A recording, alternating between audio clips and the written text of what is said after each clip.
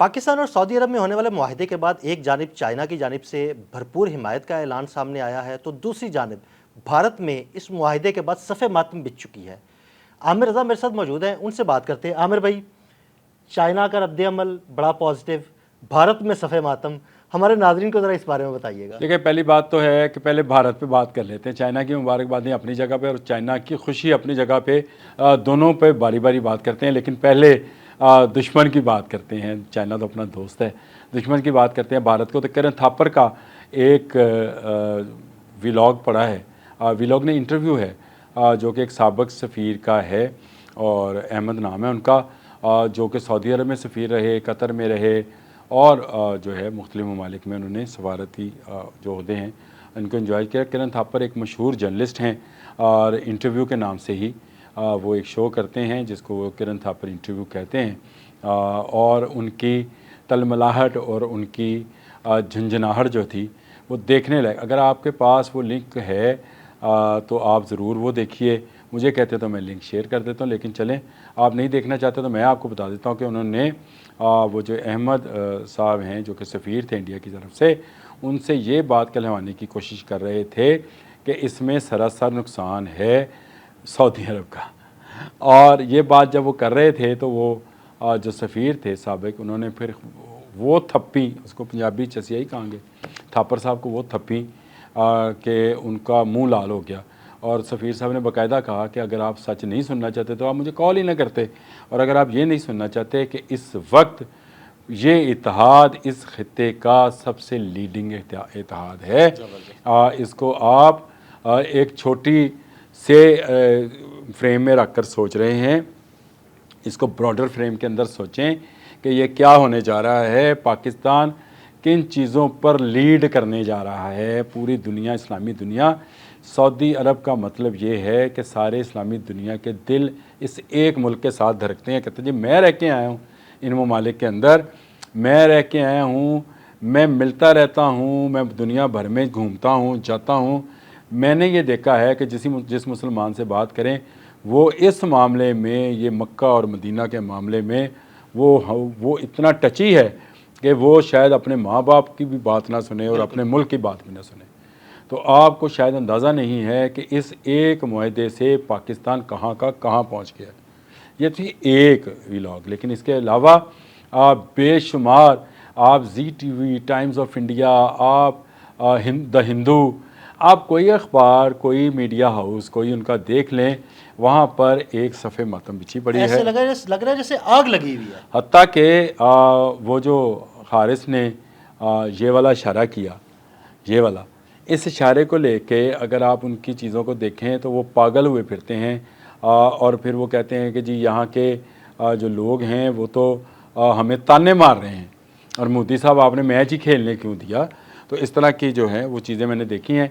वहाँ का मीडिया जो है वो इस वक्त अपनी हुकूमत के लत्ते ले रहा है जी, और उसको बुरा भला कह रहा है, क्योंकि मोदी ने एक ऐसा माहौल पैदा कर रखा था कि जैसे कतर हो या सऊदी अरब हो, बहरीन, अमान, कुवैत, ये सब उनके हाथ में है और उनके इंडियंस जो हैं वहाँ पे डॉलर्स कमा रहे हैं। इस वक्त जो हदशात हैं कि रेमिटेंस जो हैं इंडिया की कम होने जा रही हैं, यानी ये बहुत बड़ा प्रेशर है कि अब अगर पाकिस्तान को ऐसी डोमिनेशन सऊदी अरब में, और सऊदी अरब का मतलब ये है कि पूरे मिडल ईस्ट में मिलने जा रही है, तो वो कह रहे हैं कि हमारी लेबर कहाँ जाएगी, क्योंकि वहाँ पर जितने दिफाई टेक्नोलॉजी के हवाले से काम होगा उसमें किसी एक इंडियन को भी नहीं रखा जाएगा। बिल्कुल ऐसी। और ये खैर रखना भी नहीं चाहिए, क्योंकि ईरान ने रख के देख लिया। बिल्कुल वही जासूसी ईरान के जो मामलात हैं, और कतर में भी, इवन कतर में मैंने एक व्लॉग किया था, मैंने बताया था कि ये छोटी छोटी नौकरियां करते हैं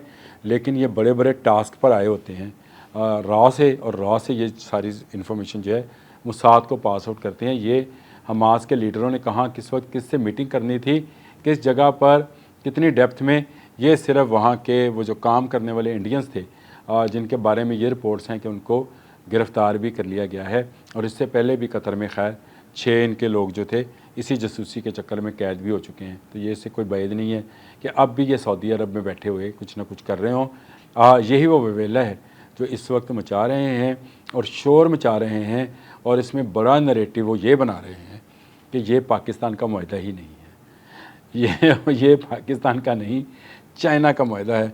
और चाइना सऊदी अरब जो हैं वो इस मुआहदे को देख रहे हैं। और इसकी बड़ी वजह, अब आ जाए चाइना के ऊपर, अब दुश्मन की बात हो गई, कितनी इस मुद्दे को टाइम दे। अब दोस्त की बात करते हैं। दोस्त की बात करते हैं। चाइना का नाम वो इसलिए ले रहे हैं, अभी हमारे शहीनों ने जो इनके जहाज़ गिराए हैं, तो वो ये कहते हैं कि ये तो चाइना के जहाज़, चाइना वालों ने गिराए हैं। भाई आपके राफेल फ्रांस के हैं, तो क्या हमने फ्रांस वालों के जहाज़ गिराए हैं? आपके उड़ान में थे, हमारे शहीन उड़ा रहे थे, और उन्होंने आपके 6 जहाज़ गिराए और आपका S-400 नीस्तो नबूद किया। वो रशियन S-400 रशियन। हाँ। अच्छा, अब आ जाएं कि चाइना क्यों खुश है। चाइना इसलिए खुश है कि चाइना ये समझता है कि ख़त्ते में अमेरिका बहुत ज़्यादा, इस ख़त्ते में जिसको हम गल्फ़ कहते हैं, वहाँ पे अमेरिका बहुत ज़्यादा अपने पंजे गाड़े बैठा है। कहीं उसके अड्डे हैं, कहीं उसका बहरी बेड़ा है, कहीं उसके मफादात जुड़े हैं, कहीं उसके तेल के कुएँ हैं, कहीं अमेरिकन कंपनियाँ जो हैं ये सारे काम कर रही हैं। और चाइना जो है कम से कम एशिया में तो अमेरिका की डोमिनेशन नहीं होने देना चाहता। वो इस पानियों को अपने लिए, अपनी तजारत के लिए इस्तेमाल करना चाहता है। वो इन मुल्कों की तजारत को अपने मुल्कों के साथ अटैच करना चाहता है। यही वजह है कि चाइना इस मुआहदे से बहुत ज़्यादा खुश है। और खुशी क्यों ना हो, क्योंकि पाकिस्तान जो है वो एक तरफ चाइना के साथ हम कहते हैं कि हिमालय से बुलंद और बहरा अरब से गहरी दोस्ती है, और दूसरी तरफ हमारा जिंद, हमारी जान सऊदी अरब है।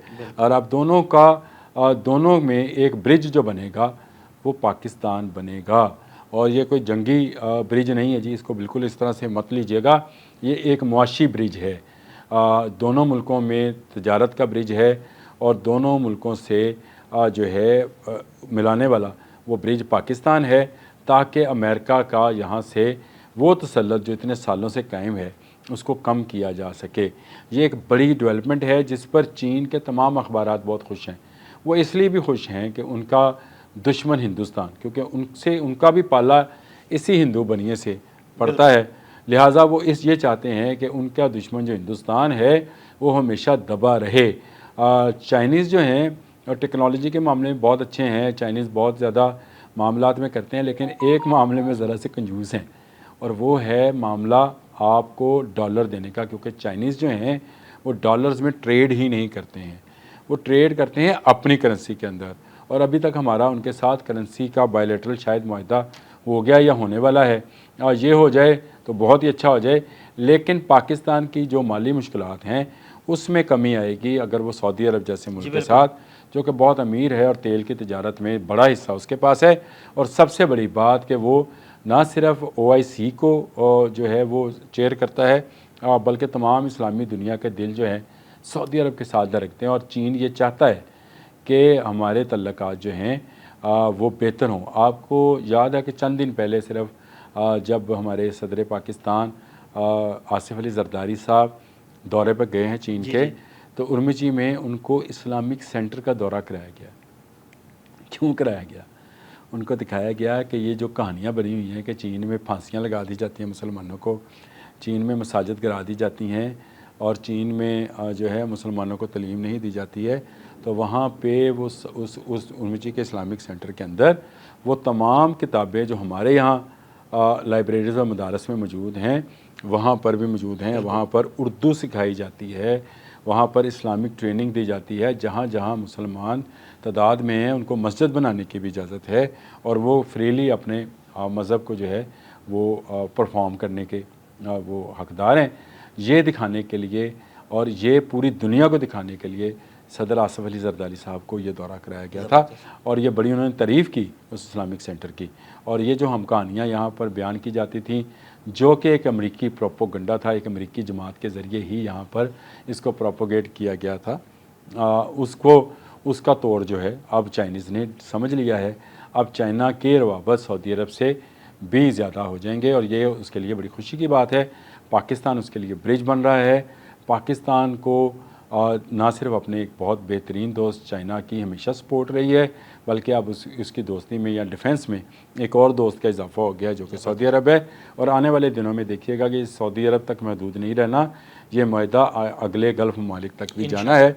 और ये अगले गल्फ़ ममालिक तक जाकर ये मज़ीद जो है बेहतरी आएगी और इस खत्ते में अमन आएगा। मैं सारे लोग इसको जंग के हवाले से देख रहे हैं कि भारत से जंग होगी, इसराइल से जंग होगी। मैं कहता हूँ अमन आएगा, क्योंकि अगर आपका दिफा मजबूत हो तो आपके साथ कोई लड़ने को तैयार नहीं होता। बिल्कुल बिल्कुल ठीक कहा। चीन जो है, चीन एक एटमी कुव्वत है, तो कोई सोचेगा मुल्क, कोई जापान, कोई मुल्क का नाम ले लें आप, वो सोचेगा कि चीन के साथ उसकी जंग हो जाए, वो बचाएगा, अपनी जान छुड़ाएगा, कहेगा यार इससे नहीं। अमेरिका के साथ जंग करने पे कोई खुश नहीं होगा, बल्कि जंग से तो कोई भी खुश नहीं होता, मास वाए उस ड्रैकुला मूदी के, और कोई खुश नहीं होता, क्योंकि वो अपनी आवाम को मरता हुआ और अपनी फ़ौज को मरता हुआ देखना चाहता है, और कोई खुश नहीं होता है जंग से। अमन जो है उसके लिए ज़रूरी है, एटम बराए अमन, ये नारा होता था हमारा कि हमने अगर एटम हासिल किया, अगर हमने एटमी टेक्नोलॉजी हासिल की तो ये बराए अमन होगा, क्योंकि ये ना होता तो आज भारत एक बड़ी मछली बनकर हमें छोटी मछली समझकर खा पी गया होता। तो ये अगर नहीं खा पी सका तो इसका मतलब यही था कि हमारे पास, हम भी एक न्यूक्लियर स्टेट थे और उनको पता था कि न्यूक्लियर का मुकाबला न्यूक्लियर से हो सकता है, लिहाजा इतने लोगों की, इतने अरबों लोगों की जो जान है उसको ख़तरे में नहीं डाला जा सकता। तो इसने एक तरह से अमन कायम कर रखा है। तो ये माहिदा जो कि सऊदी अरब के साथ हुआ है, ये अमन की गारंटी दे रहा है। चीन का इसमें इन्वॉल्व होना, चीन का इसमें खुश होना बनता है। बाकी रही भारतीयों की, वो तत्ते तवे पे बैठे हुए, तत्ते तवे पे समझते हैं, अगर आप पंजाबी समझें तो तत्ते तवे पे बैठे हुए ने और सेक पहुँच रहा है, बिल्कुल ऐसे ही, और धुआं मुँह से निकल रहा है। बिल्कुल बिल्कुल। बहुत शुक्रिया आमिर भाई जी। बिल्कुल आमिर भाई ने बड़ी तफसील के साथ इस मामले पर रोशनी डाली। अदील अहमद और आमिर रज़ा को इजाज़त दीजिएगा। अल्लाह हाफ़िज़।